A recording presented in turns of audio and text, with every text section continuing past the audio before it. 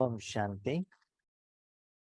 आज के वरदान, बाप दादा के वरदान अपने प्यारे बच्चों के प्रति। डेट 7 जुलाई 2023। वरदान है, सेवा की भावना द्वारा अमर फल प्राप्त करने वाले सदा माया के रोग से मुक्त भव। सेवा की भावना द्वारा अमर फल प्राप्त करने वाले सदा माया के रोग से मुक्त भव। हम सभी आत्माएं अपना पाठ कर रहे हैं। साथ में 63 जन्मों का हिसाब किताब भी हमारे साथ में है, जो विकर्मों के रूप में। साथ में 21 जन्मों का जो कर्मों का फल भी हमको स्टॉक करना है। साथ में 2500 साल से हमारे साथ माया भी है। माया को भी परिवार बना लिया है। तो माया भी कभी कभी ऑपोजिशन डालती है, अपना प्रभाव डालती है।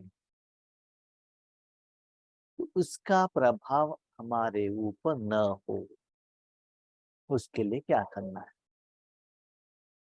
नॉर्मली हम क्या करते हैं, जब कुछ समस्या आती है तो बाबा को कहते हैं, बाबा देखो ऐसे प्रॉब्लम आया है, हमको सहयोग दे दो ना।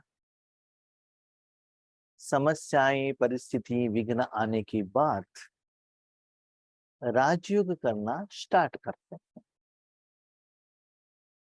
तो बाबा का सहयोग तो मिलता है। नहीं तो ईश्वरीय यज्ञ में धन से, तन से, मन से सेवा करते हैं, नहीं तो अमृत वेले उठ देते हैं। वरना समस्या आने के बाद कमाई करने के लिए स्टार्ट करते हैं। तो माया तो जरूर आएगी। ऐसा नहीं आप कितना भी सेवा करो माया आएगी नहीं, ऐसा नहीं है। जिनके तन में शिव बाबा आए उनको भी माया आया है ना, समस्या आई।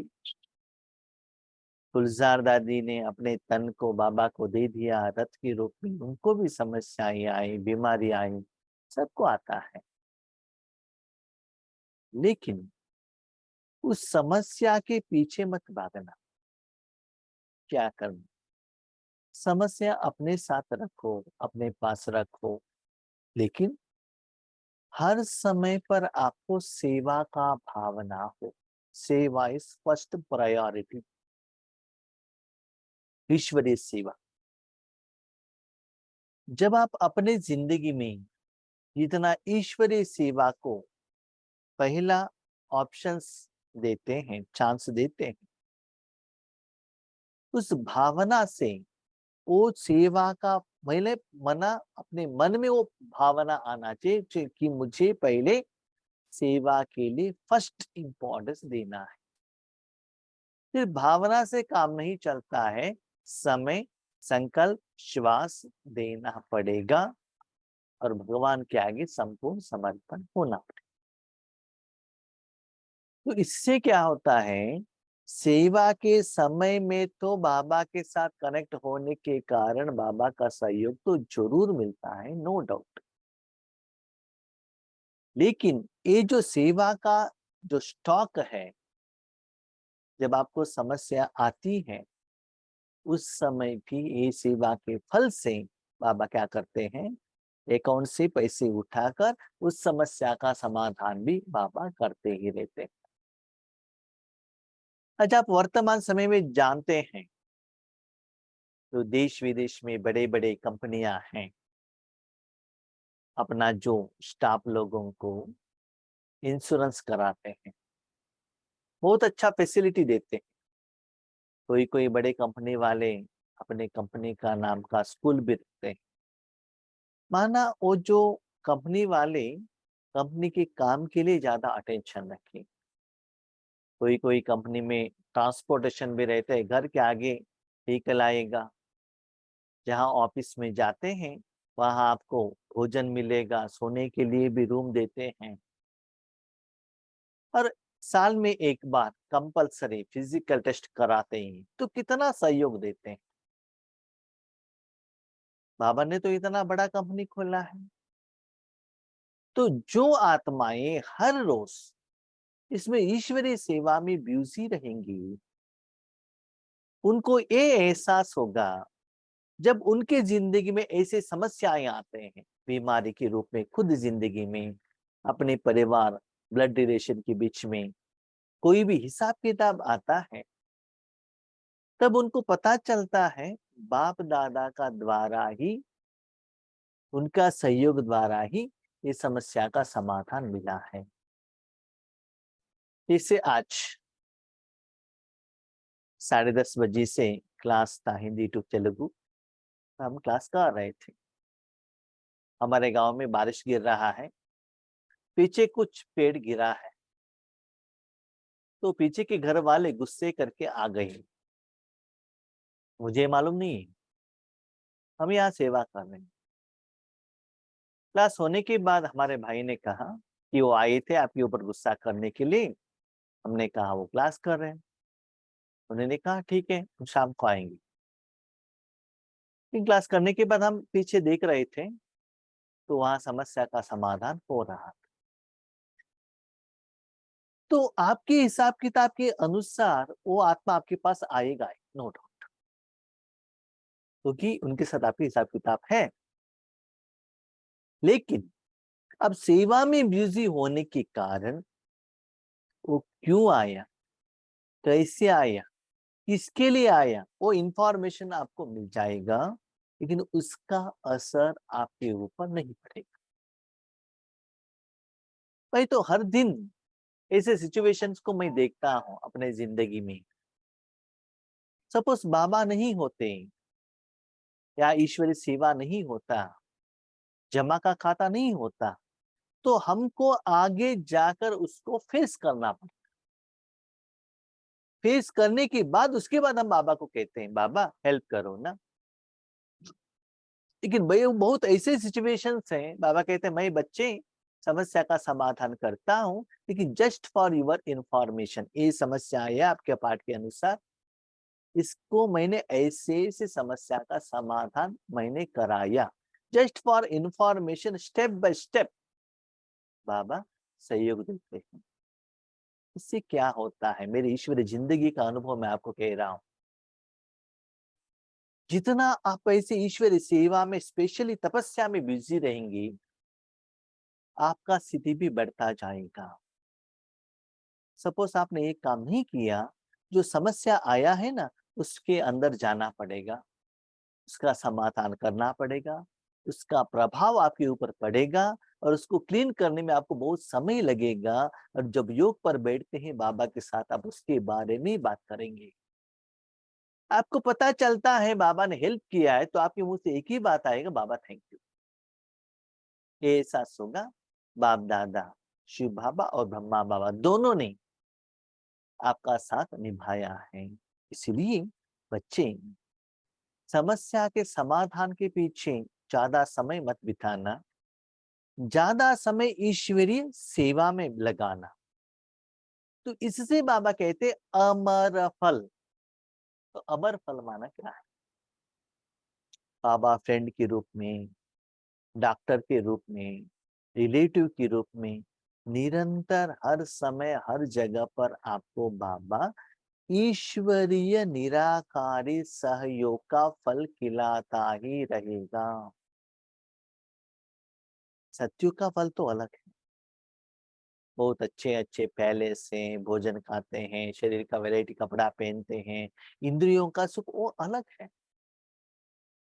लेकिन वर्तमान समय में आपका जो समस्या आता है, विकार के रूप में आता है, हिसाब किताब के रूप में आता है, अपने परिवार वालों के साथ में आता है, उसमें भी बाबा का सहयोग आपको मिलने का, प्राप्त करने वाले, वो कब प्राप्त होगा? अमर फल हर कर्म में आप निरंतर ईश्वरीय सेवा में रहेंगे तो। इसका तो अनुभव मुझे बहुत बार हुआ है। और ज्यादातर मैं ये भी देखता हूँ, जब हम ईश्वरीय सेवा में जाते हैं तब हमारे माँ का तबीयत ठीक नहीं रहता है। हम बाबा को कहते, बाबा उनको देखो। घर आने के बाद माँ के मुंह से यही आता है, भगवान ने मुझे देखा। तो ऐसे आपको ऐसे एहसास होना है तो निरंतर आपको ईश्वरीय सेवा में ब्यूजी रहना है। याद रखिएगा, ईश्वरीय सेवा माना ऐसा नहीं है कि हर रोज बाबा के आगे जाकर बाबा ये दे दो, वो करके दे दो, ये समस्या है, समस्या का समाधान दे, ये मांगते रहना, कहते रहना, रोते रहना, जुटका लगाते रहना, नींद करना, विचार सागर मंथन करना, ये नहीं। ईश्वरीय सेवा माना अपने तन मन को ईश्वर को अर्पण किया और ईश्वर जैसे चाहता है उसको वैसे चलाता है। आपके द्वारा किनको क्या देना है, आपके साथ किसका क्या अकाउंट है, संपूर्ण समर्पण। तो वो कर्मों का फल खुद भगवान आपको आकर आपको कैसे हेल्प करता है, आपको पता चलता है। भले वो दिखाई नहीं देता है, लेकिन उनका जो साथ सहयोग का एहसास आपको होता है। कोई कोई कहते हैं हमको क्यों नहीं होता है, उतना दिल से सेवा नहीं करते हो ना। हम तो बाबा के ऊपर दिल है, राइट, अपनी समस्या के लिए दिल है, प्यार है, लेकिन ईश्वरीय सेवा के लिए क्या दिल है? तो आज हम वरदान पढ़ रहे थे, थोड़ा पिछले का उसी आज का ही मुरली का लास्ट पैराग्राफ देख रहे थे। उसमें बाबा ने एक बात कही बेहद का सेवा के बारे में।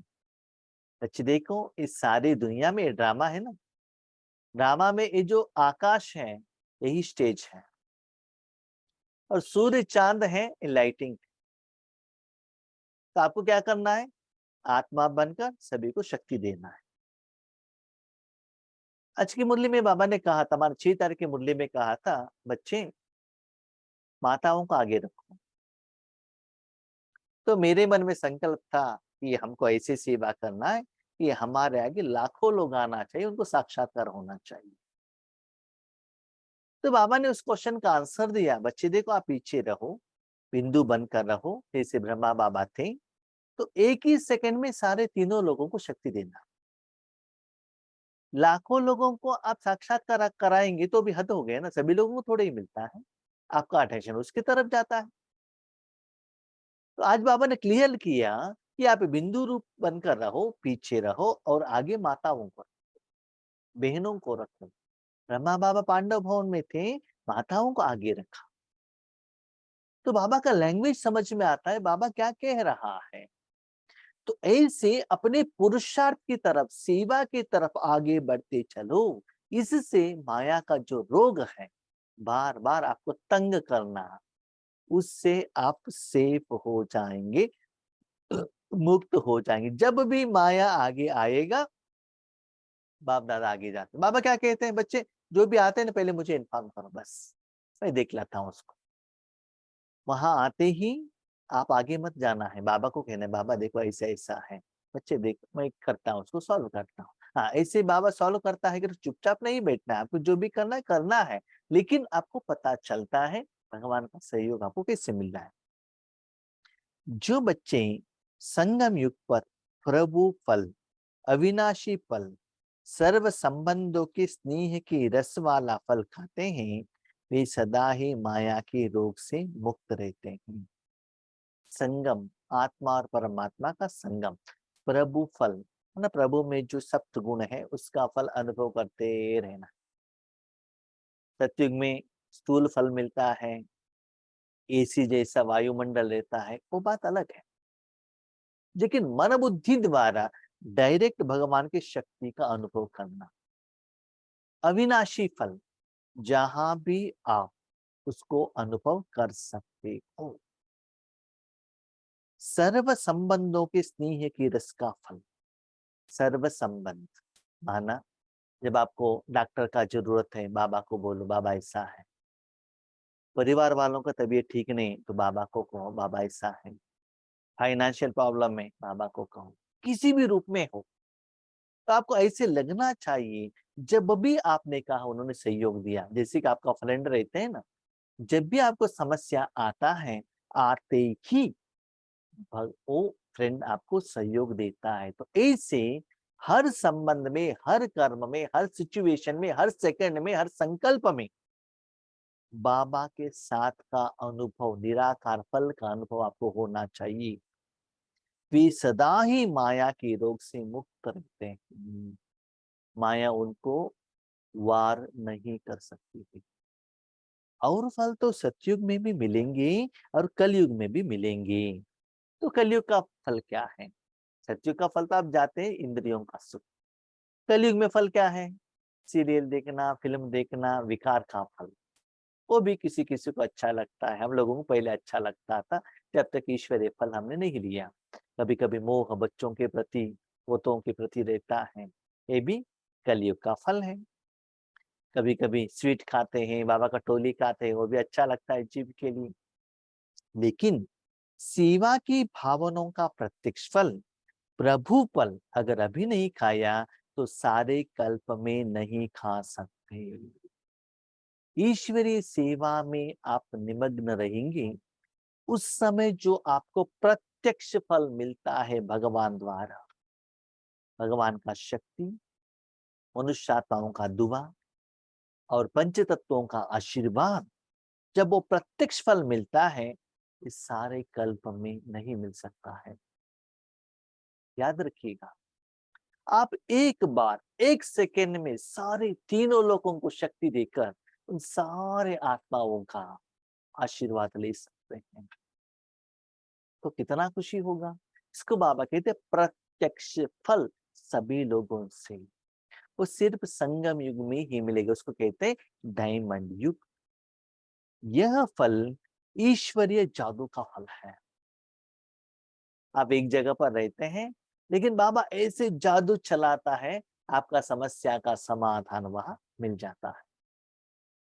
जिस फल को खाने से लोहे से पारस तो क्या, लेकिन हीरा बन जाते हो। कभी कभी लोगों को वैरायटी समस्या आता है ना, बीमारी आता है ना, तो उसकी समस्या के लिए क्या करते हैं? फल खिलाते हैं, राइट। ऐसे ही बाबा क्या कहते हैं, वहां टैबलेट्स देते हैं, इंजेक्शन देते हैं। ऐसे ही लोहे जैसे समस्या, विघ्न परिस्थितियां, वो क्या होगा? पारस हो जाएगा। पारस कैसे होगा? लोहे को आग में रखेंगे तो वो पानी बन जाएगा ना। पारस तो क्या, लेकिन वो हीरा बन जाता है। माना वो लोहा जो योग अग्नि में डालने से बाहर का सारा वेस्ट जाने के बाद अंदर में जो डायमंड है वो बाहर निकल कर आ जाएगा। जितना याद करते ही जाते हो, उतना बाबा का सहयोग का अनुभव आपको होने लगता है। यह फल सर्व विघ्नों को समाप्त करने वाला अमर फल है। ठीक है। ये जो डायमंड का फल आप खाते रहेंगे, सारे विघ्न अपने जिंदगी का, तन मन धन जन का, सारा समस्या को समाप्त करने वाला, निरंतर कोई भी समस्या हो उसके लिए एक ही फल है। क्या है? सेवा का फल। याद रखिएगा, हमने बहुत बार डिस्कशन किया है, भगवान को अपने कार्य के लिए यूज किया, सेल्फ के लिए यूज किया, उसको सेवा नहीं कहा जाता है। आप किसी और किसी का हेल्प के लिए आप साधन बने, भले भक्तों का हो, अपने रिश्तेदार का हो, स्थूल रूप में नहीं, सूक्ष्म रूप में जैसे बाबा देना चाहता है, उसको क्या कहते हैं? सेवा कहते हैं। स्लोगन, अपकारियों पर भी उपकार करने वाले, निंदक को भी मित्र समझने वाले ही बाप समान है। अच्छे लोगों को उपकार करना वो कोई बड़ी बात नहीं है। जो आपको अपकार करता है, निंदा करता है, गुस्सा करता है, या आपको कोई नेगेटिव सोचता है, उनको जो उपकार करते हैं, उनको मित्र समझते हैं, वही बाप समान है। भले स्थूल रूप से आप उनको सहयोग नहीं दे सकते हो, लेकिन सूक्ष्म रूप में जरूर उन आत्माओं को आप सहयोग दे सकते हो। सदा ये सोचिएगा, सभी लोगों को सहयोग देना है। आप जो सहयोग देते उसके बदले में वो कुछ भी आपको आगे दे। निराकार में तो वो नहीं दे सकते हैं ना, उनको पता नहीं रहता है। तो निराकार रूप में आप उनको भगवान की शक्ति देते रहना। क्यों ये बात बाबा ने क्यों कहा? जब आप राजयोग में बैठते हो ना, ईश्वरीय शक्ति सारी दुनिया को देने के लिए बैठते हो, किसी ने आपको निंदा की, वही आत्मा याद आएगा, व्यक्ति याद आएगा, शरीर याद आएगा, उनका बात याद आएगा।